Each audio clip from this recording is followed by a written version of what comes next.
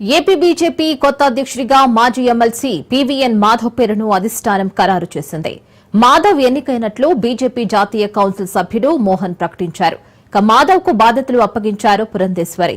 ప్రస్తుతం బీజేపీ విస్తృత స్థాయి సమావేశం కొనసాగుతుంది. లైవ్ లో చూద్దాం. నిజంగానే ఆయన ఆనందించదు, ఎందుకంటే ఆయన చెన్నపట్న సహిత ఆంధ్రప్రదేశ్ గా కోరుకున్నాడు. ఆయన స్వప్నం సాకారం కారాలేదు కాబట్టి కర్నూలు, తర్వాత హైదరాబాద్, ఇప్పుడు అమరావతి, ఆ విధంగా ఈ యొక్క ప్రాంతం ఏర్పడింది. కనుక ఏ ప్రాంతం అయితే ఇప్పుడు ఏర్పడిందో ఆ ప్రాంతమైన మనం ఇవాళ అమరావతిని ఒక స్థిర రాజధానిగా చేసుకొని తప్పనిసరిగా ముందుకెళ్లాల్సిన అవసరం ఉంది. ఆ విధంగా ఈ రాష్ట్రం యొక్క నిర్మాణంలో మనందరం కూడా భాగస్వాములు అవ్వాలి. మనందరికీ కూడా ఈ రాష్ట్రానికి సంబంధించిన, ఆంధ్ర ప్రాంతానికి సంబంధించిన ఒక అభిమానం తప్పనిసరిగా ఉండాలి. ఆ విధంగా అభిమానంతో పాటు జాతీయ స్ఫూర్తి సహజంగా మనందరికీ ఉంటుంది.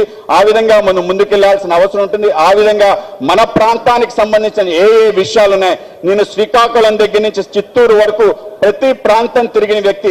మన ప్రాంతంలో ఉండే ఏవైతే సౌకర్యాలు, ఏదైతే సంపద, ఏదైతే మన ప్రాంతంలో సాంస్కృతిక చిహ్నాలు ఉన్నాయో వాటినన్నిటికీ పునర్జీవనం చేయాల్సిన అవసరం ఉంది. మన రాష్ట్రం లేచి నిలబడాల్సిన అవసరం ఉంది. మనం అనుకునే విధంగా కాకుండా గుజరాత్కు మించి మనం సంపదని సృష్టించగలిగే ప్రాంతం ఆంధ్ర ప్రాంతంగా నేను భావిస్తున్నాను. అలాగే అతి ముఖ్యంగా నేను శాసన మండలిలో ఉన్నప్పుడు కానీ తర్వాత కానీ అతి ముఖ్యంగా మనం సంబంధించిన భాష పట్ల, తెలుగు భాష ఏదైతే ఉందో ఈ భాషకి మించిన భాష ప్రపంచంలో లేదు. భారతీయ భాషలన్నీ కూడా అత్యంత గొప్పవైన భాషలు. మనవన్నీ కూడా ఆర్ఎస్ఎస్ నుంచి బీజేపీ రాష్ట్ర కార్యవర్గంలోని వివిధ పదవులను మాధవ్ నిర్వహించారు. ఆయన తండ్రి చలపతిరావు ఎమ్మెల్యేగా, బీజేపీ ఉమ్మడి ఏపీ అధ్యక్షుడిగా పార్టీకి విస్తృత సేవలందించారు. పార్టీకి ఆ కుటుంబం చేసిన సేవలను గుర్తించి ఏపీ కమల దళపతిగా మాధవ్ వైపు అధిష్టానం మొగ్గు చూపింది. అధ్యక్ష పీఠానికి పలువురు పేర్లు వినిపించినా ఎన్నిక ప్రక్రియ వచ్చేసరికి అధిష్టానం నిర్ణయంతో నాయకులంతా ఏకీభవించారు. మాధవ్ అభ్యర్థిత్వాన్ని అందరూ ఏకగ్రీవంగా సమ్మతించడంతో ఎన్నిక లాంఛనమే అయింది.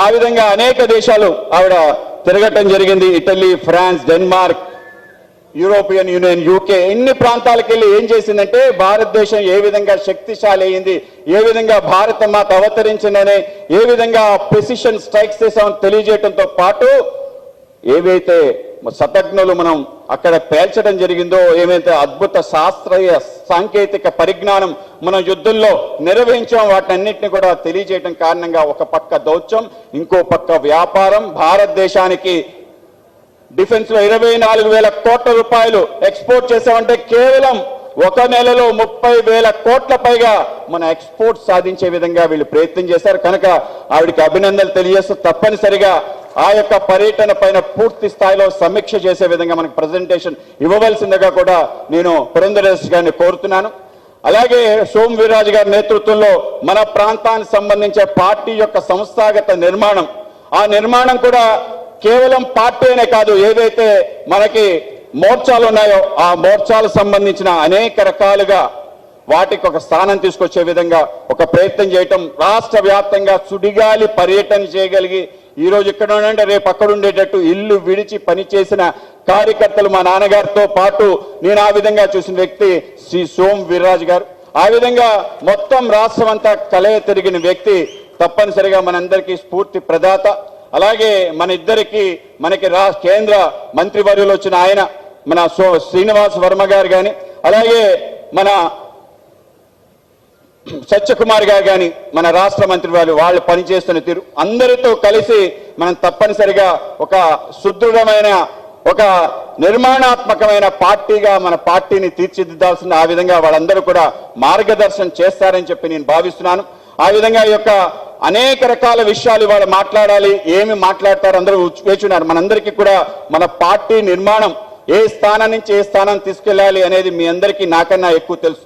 నాకన్నా ఎక్కువ అర్హత ఉన్న వాళ్ళు నా ముందున్నారని నేను భావిస్తున్నాను. వాళ్ళందరికీ కూడా ఈ అవకాశం ఇస్తే తప్పనిసరిగా ఇంకా అద్భుతంగా కానీ పార్టీ పెద్దలు జేపీ నడ్డా గారు ఫోన్ చేసి చెప్పడం జరిగింది, ఈ విధంగా నీకు ఒక బాధ్యత ఇస్తున్నావు, తప్పనిసరిగా నువ్వు ఆ విధంగా ఆంధ్రప్రదేశ్లో నిర్వహించి రావాలని చెప్పి. గతంలో మన ప్రీతం ప్రధాని నరేంద్ర మోడీ గారు విశాఖపట్నం రాసిన సందర్భంగా 45 నిమిషాల పాటు మన కార్యకర్తలతో మాట్లాడుతున్న సందర్భంలో ఆయన చెప్పిన మాట ఏంటంటే 1996 ప్రాంతంలో దేశంలో అతి శక్తివంతంగా అంటే నా గుజరాత్ ప్రాంతం కన్నా కర్ణాటక ప్రాంతం కన్నా శక్తివంతంగా పార్టీ ఆంధ్రప్రదేశ్లో ఉంది. అనేక మంది నాయకులు ఉన్నారు, కానీ ఆ రాష్ట్రాల్లో మనం అధికారానికి వచ్చి ఈ రాష్ట్రంలో ఎందుకు రాలేదు తప్పనిసరిగా మీ అందరూ ఆలోచించాలని చెప్పారు. ఏ కార్యక్రమాలు చేస్తే ప్రజల యొక్క మన్ననలు పొందుతాం, ఏ విధంగా మనం ప్రయాణం చేయాలి, లాంటి అనేక విషయాలు చెప్పడం జరిగింది. ఏ విధంగా మోర్చాలు పనిచేయాలి, ఏ విధంగా కార్యక్రమాలు తీసుకోవాలి, యువ మోర్చా వాళ్ళు ఏ విధంగా మన సాంప్రదాయ క్రీడలు ఏవైతున్నాయో వాటికి సంబంధించిన స్పర్ధలు పెట్టాలని, మహిళా మోర్చా వాళ్ళు అంగన్వాడీ మిగతా కార్యక్రమాలు ఏ విధంగా చేయాలి, అనేక రకాల విషయాలు నాకే ఆశ్చర్యం అయిపోయింది. ఒక సాధారణ కార్యకర్త మనలో పనిచేస్తూ ఇవాళ అత్యున్నత స్థానం ప్రధానమంత్రిగా అయితే ఏ విధంగా మనకి మార్గదర్శనం చేస్తారో సజీవంగా నరేంద్ర మోడీ గారి ద్వారా మనం తెలుసుకోవడం జరిగింది. అదేవిధంగా ఈ రాష్ట్రానికి సంబంధించి అనేక విషయాల్లో తప్పనిసరిగా దేశంలో ఏ ప్రాంతానికి లేని విధంగా అనేక అవకాశాలు అనేక సౌకర్యాలు మనకున్నాయని భావన. ముఖ్యంగా మన ప్రాంతానికి సంబంధించిన అస్తిత్వం ఆంధ్రప్రదేశ్ అనే ఒక స్ఫూర్తి, ఒక రాష్ట్రీయ భావన మనందరికీ రావాల్సిన అవసరం ఉంది.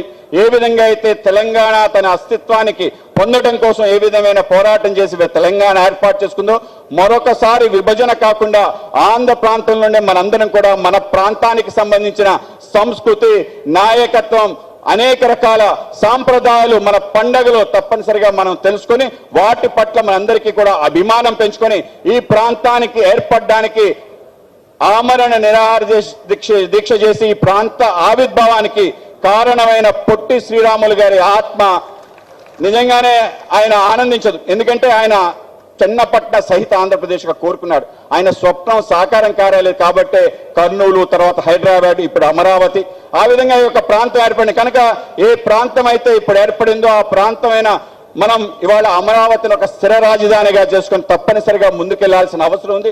ఆ విధంగా ఈ రాష్ట్రం యొక్క నిర్మాణంలో మనందరం కూడా భాగస్వాములు అవ్వాలి. మనందరికీ కూడా ఈ రాష్ట్రానికి సంబంధించిన ఆంధ్ర ప్రాంతానికి సంబంధించిన ఒక అభిమానం తప్పనిసరిగా ఉండాలి. ఆ విధంగా అభిమానంతో పాటు జాతీయ స్ఫూర్తి సహజంగా మనందరికీ ఉంటుంది. ఆ విధంగా మనం ముందుకెళ్లాల్సిన అవసరం ఉంటుంది. ఆ విధంగా మన ప్రాంతానికి సంబంధించిన ఏ ఏ విషయాలు ఉన్నాయి, నేను శ్రీకాకుళం దగ్గర నుంచి చిత్తూరు వరకు ప్రతి ప్రాంతం తిరిగిన వ్యక్తి. మన ప్రాంతంలో ఉండే ఏవైతే సౌకర్యాలు, ఏదైతే సంపద, ఏదైతే మన ప్రాంతంలో సాంస్కృతిక చిహ్నాలు ఉన్నాయో వాటినన్నిటికీ పునర్జీవనం చేయాల్సిన అవసరం ఉంది. మన రాష్ట్రం లేచి నిలబడాల్సిన అవసరం ఉంది. మనం అనుకునే విధంగా కాకుండా గుజరాత్కు మించి మనం సంపదని సృష్టించగలిగే ప్రాంతం ఆంధ్ర ప్రాంతంగా నేను భావిస్తున్నాను. అలాగే అతి ముఖ్యంగా నేను శాసన మండలిలో ఉన్నప్పుడు కానీ తర్వాత కానీ అతి ముఖ్యంగా మనం సంబంధించిన భాష పట్ల, తెలుగు భాష ఏదైతే ఉందో ఈ భాషకి మించిన భాష ప్రపంచంలో లేదు. భారతీయ భాషలన్నీ కూడా అత్యంత గొప్పవైన భాషలు, మనవన్నీ కూడా శాస్త్రీయమైన భాషలు. మన భాష పట్ల మనకి ఎందుకో తెలియలేని ఒక తక్కువతనం, ప్రభుత్వాలు కూడా మన భాషని ప్రోత్సహించడంలో ఎందుకో అనేక రకాలుగా వెనక్కు నెట్టే ప్రయత్నం, భాషా మాధ్యమాన్ని రద్దు చేసి